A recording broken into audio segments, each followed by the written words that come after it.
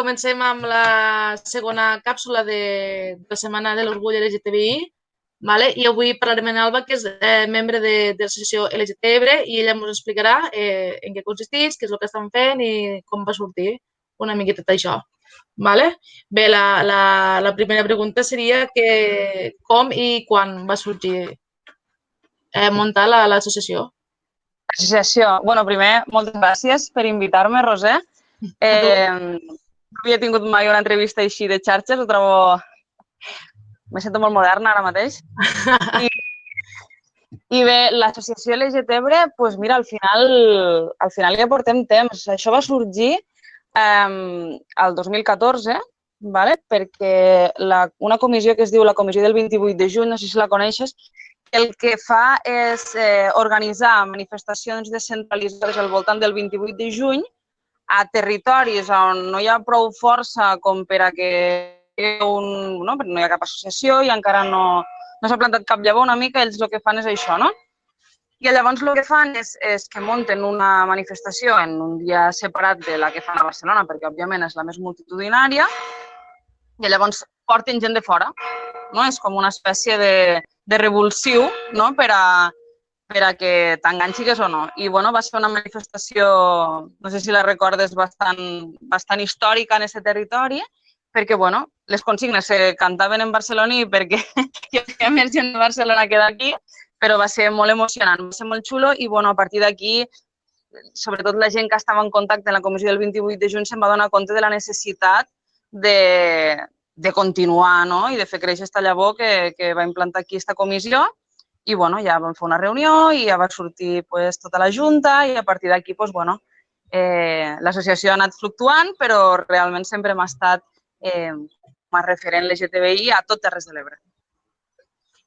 Molt bé, vale. I el per què, no? És a dir, al final va sorgir a partir d'aquesta comissió que vau crear i d'aquest dia, no? I de compartir la sinergia amb altres persones i de dir, vinga, va, avant, no? I el per què, és a dir, objectiu principal, quin és? O per què? Com és concret? Claro, jo crec que quan se va muntar quan se va fer aquesta manifestació anàvem una mica cegues, tampoc no sabíem quina rebuda tindria ni què sorgiria d'allí. Jo realment vaig anar sense cap intenció de... Sí que sempre pensàvem allò de dir, ostres, estaria molt bé que aquí a Terres de l'Ebre, que és un territori molt gran, que estem tots bastant separats, que bueno, doncs pensàvem que era un lloc que ja feia molta falta, però bueno, necessitàvem escalfar una mica de la gent de dir, bueno, a veure què és el que rebem. I bueno, recordo que quan vam fer la inauguració de l'associació va ser una passada, va vindre moltíssima gent i allí doncs, bueno, em vam donar compte de que la necessitat que hi havia era més gran de la que ens pensàvem. Però sí, va sorgir d'una forma molt comunitària i a poc doncs, vam intentar ficar-nos entre ajuntaments i muntant coses i al principi vas una mica perdut, però realment crec que l'evolució ha sigut superpositiva i que la gent va i ve, però al final jo crec que l'objectiu principal, que és el que em preguntaves, és ser un referent, que tota la gent LGTBI del territori tingui molt clar que hi ha una associació que vetlla pel que se necessiti. Sí, bueno, sí, clar, en visió des de, parlant en joves i això, que almenys tinguin un lloc o un espai on se senten segurs i segures, no? I que al final no puguin parlar obertament i que reben un acompanyament, no?, per part de persones que o estan sensibilitzades o ho han viscut, no? O entenc, és a dir, jo des de la meva visió ho entenc així, no? Claro, no, perquè pareix pareix mentira, però jo crec que les persones LGTBI, com a mínim, si et parlo des del meu punt de vista personal, jo quan me'n vaig donar compte de que no era una persona heterosexual, que tot el que m'havien ensenyat durant el llarg de la meva vida no lligava en mi, te sents molt sol, no? Pareix que sigues l'única persona del món al que li passi, encara que racionalment això és totalment impossible perquè ho saps. Però, bueno, no tens referents, i més en aquest territori. Ara també les coses han canviat molt a nivell de televisió, de sèries, d'anuncis inclús.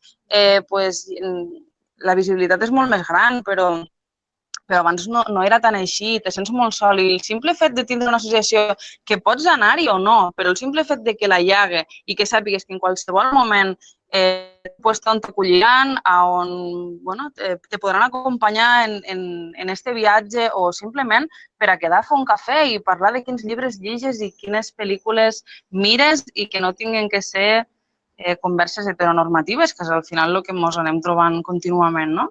I això és molt xulo.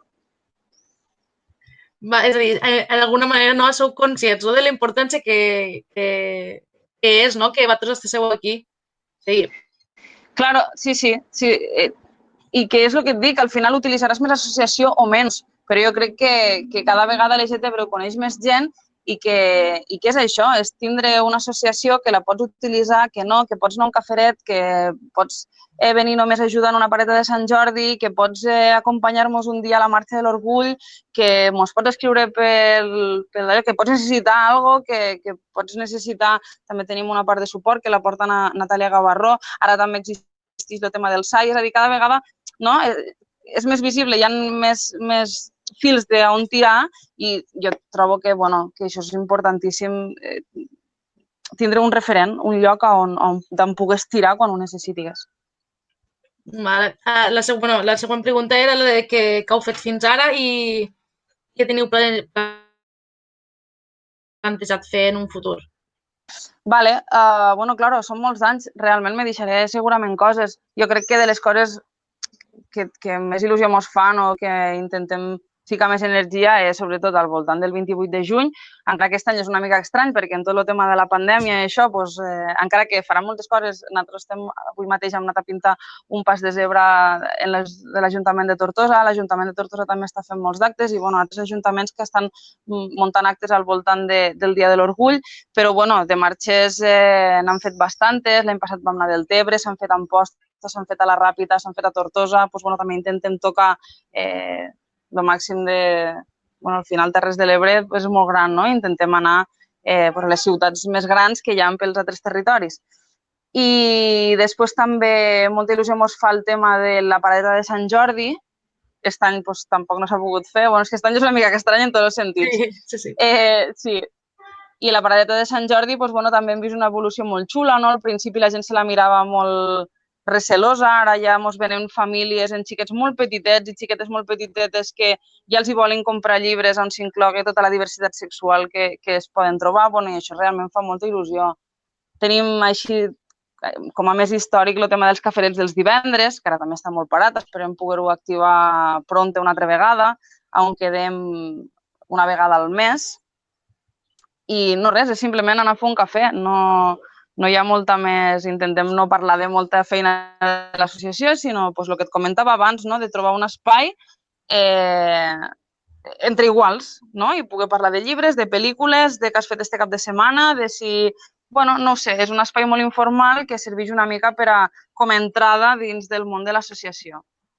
Hi ha divendres que ve molta gent, hi ha divendres que en ve menys, però intentem que sigui bastant fixo.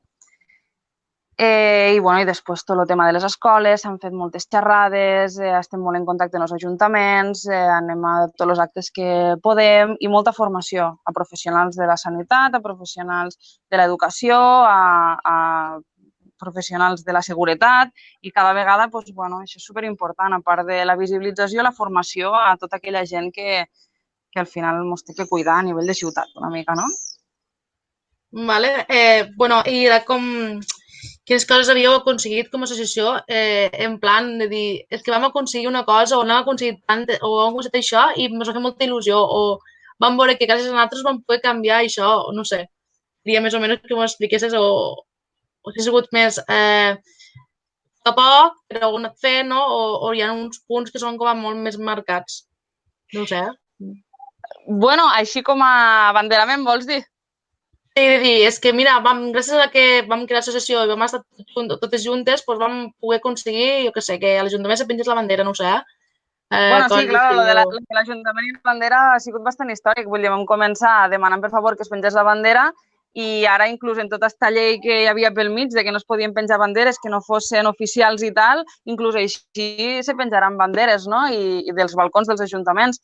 Vull dir que aquest canvi sí que ha sigut era algo que hem lluitat molt i que l'hem demanat molt i que al final s'aconseguís sense, bueno, d'una manera natural i que se penja i això és molt xulo i molt d'agrair també. I després, bueno, jo crec que, claro, ara m'has fet pensar una mica, però clar, si pensem en les converses que teníem els primers anys de l'associació, no, una mica de carta als Reixos, que dius, ostres, t'imagines que poguéssim fer formació a Sanitats? No? Que Natàlia Gavarró, que és la que normalment fa aquestes formacions, poguéssim parlar en ginecòlegs, no ho sé, o que poguéssim fer una formació a la policia local, o que poguéssim entrar dins de les escoles, que al principi era algo com a carta de Reixos, no? I després, si ho mires en perspectiva, dius, ostres, doncs tot això ja ho han fet. I bueno, crec que són coses que van succeint a poc, però ara que m'has fet pensar i tiro cap atràs, és com, ostres, doncs sí que han fet coses que potser al principi pensàvem molt complicades. Molt bé, sí. Vale. I, bueno, també, és a dir, m'agradaria també que poguéssim parlar de la importància, no, d'organitzar-se, no, de fer xarxa i de visibilitzar a la joventut, no, que pot organitzar-se i pot fer una associació i poden lluitar pels seus drets, siguin els que siguin, no? És a dir, que la importància de crear una associació, quina és per a vosaltres, diríem? Bueno, el que tu comentaves una mica de fer xarxa i això ho trobo superimportant, perquè ja no és només LGTB com a associació, és tindre l'accés als joves a través de l'entrevista que m'estàs fent tu per xarxes, és, jo què sé, anar a pintar el pas de zebra i que pugui vindre gent o que ho pugui veure, no? I al final sí que és una associació, però que és el que tu comentes, que estan en contacte en joventut, que estan en contacte en els ajuntaments, que estan en contacte en altres tipus d'associacions feministes o associacions de dones o associacions del que sigui, no? Doncs, clar, fer aquesta xarxa i poder arribar a moltíssima més gent és superimportant. Jo crec que és de les coses que ens emportem més, no? Tota aquesta gent que hem anat coneixent pel camí i que bueno, han fet que l'associació sigui molt més radial i molt més... que puguis arribar a molta més gent al final. Claro, sí. Vale, sí, bueno, és l'objectiu, no? Que com més gent us conegui, no? Al final és l'objectiu de muntar-ho, no? De dir, bueno, que ens conegui com més gent possible, millor, no? Pues sí, bueno, realment vivim en una època que és una passada, perquè, mira, avui que pintàvem el pas de zebra, hem fet un directe, ara amb tu ho estem fent d'esta manera i clar, ara és un moment xulíssim per visibilitzar el col·lectiu perquè en seguida entres a l'Instagram i et comences a trobar un munt de fotos de passos de zebra, un munt de fotos de hores de l'orgull, un munt de fotos de dos noies besant-se o d'una persona trans que t'explica la seva experiència i, clar, això és una passada a nivell de visibilitat. Jo crec que hem d'aprofitar molt aquesta època perquè és la primera vegada que la tenim i s'ha d'aprofitar bé. I no és molt més fàcil, no?, arribar a molta més gent en molt poc temps, a més. No? I en temes que no se solen parlar, no? Vale. No, perdona, digues. Digues, Alba, digues. No, per això, que sí, que és una xarxa superimportant i ja no és només això, també té la part negativa, no? De que cada vegada que... Però, bueno, té una part negativa però també una part de denúncia, que cada vegada que hi ha una agressió o cada vegada que bueno, desgraciadament surten imatges de gent agredida, de gent insultada, però, bueno, això també és una part de denúncia que també arriba a moltíssima més gent i al final la visibilitat ha d'estar en tota la seva realitat i hi ha una part superpositiva, com que ara estem de festivitat així ara a finals de juny, però també hi ha una part molt reivindicativa que també s'ha de visibilitzar. Vale, Alba, te puc fer una pregunta així, perquè amb el Jan hem parlat, no, del tema de laboral com està, no? Perquè les persones trans tenen un alt índex d'estar a l'atur, un 80% crec que era, o crec que ell m'ha dit un 80%. I, clar, estàvem parlant també del tema de la feina en col·lectiu LGTBI, no? De dir, què podem fer, és a dir, quin missatge podem transmetre a les empreses o a les persones que puguen contractar altres persones, no? Que no existissi aquesta discriminació. I si us heu trobat o... Sí, mos hem trobat en casos i de persones trans també i realment és molt complicat és molt complicat. Però jo crec que és que només hi ha una solució per a tot això i al final és normalitzar situacions que es normalitzen visibilitzant-les i com més acostumats estéssim a parlar d'aquest tema, a tenir nens, jo què sé, a tenir l'associació de l'LGTB, a que ara els ajuntaments, pels voltants del 28 de juny, facin un munt de coses. És a dir, al final, la visibilització és clau per a que a poc la gent normalitzi aquesta situació que ja fa anys que hauria d'estar normalitzada i que, bueno, pareix mentira, però pues, costa molt. I és el que tu comentes, les persones trans tenen moltíssims problemes per a trobar faena i més si parlem de la singularitat del territori de Terres de l'Ebre, que és el que parlem. Al final és un territori molt gran, les poblacions estan molt separades, són poblacions molt petites, tenim pocs referents, estem molt lluny de ciutats grans i al final són un munt de coses que sumen i fan que bueno, tindre una associació aquí no és el mateix que tenir una associació a Girona o a Barcelona. Bueno, són realitats molt diferents.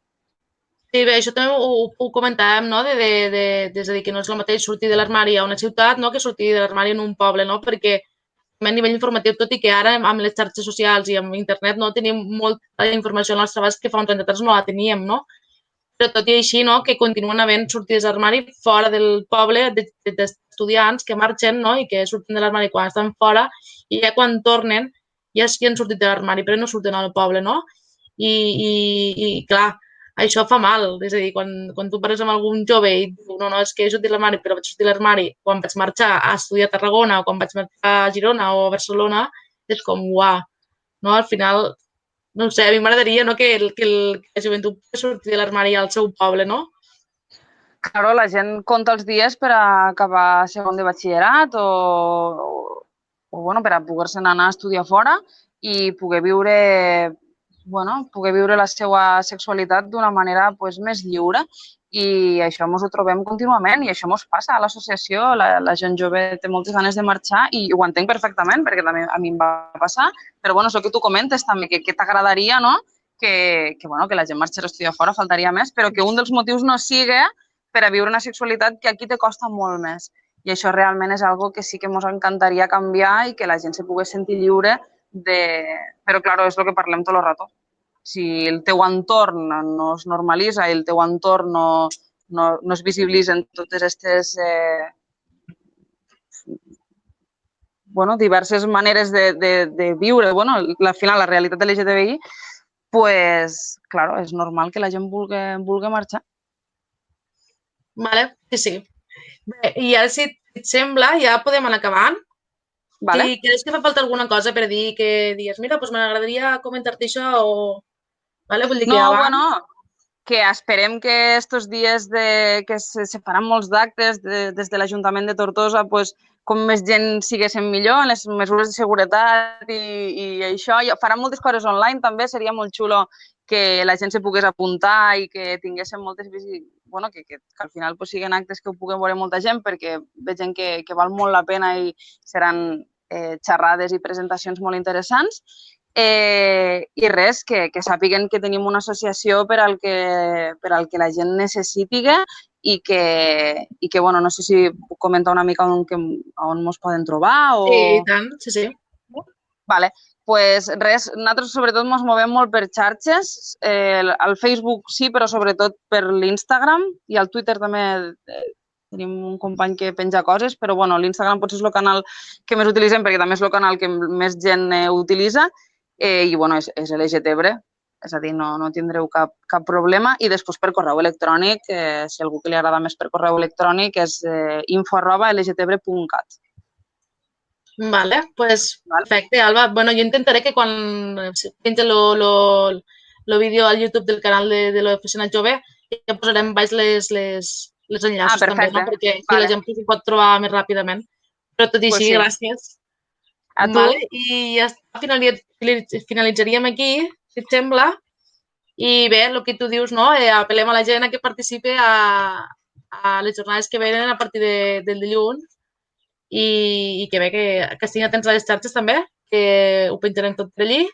Sí, molta publicitat. Exacte. I estirem en contacte, Alba, en Matos també. Molt bé, Roser, moltes gràcies. Vale, a tu. Que vagi molt bé. Adéu.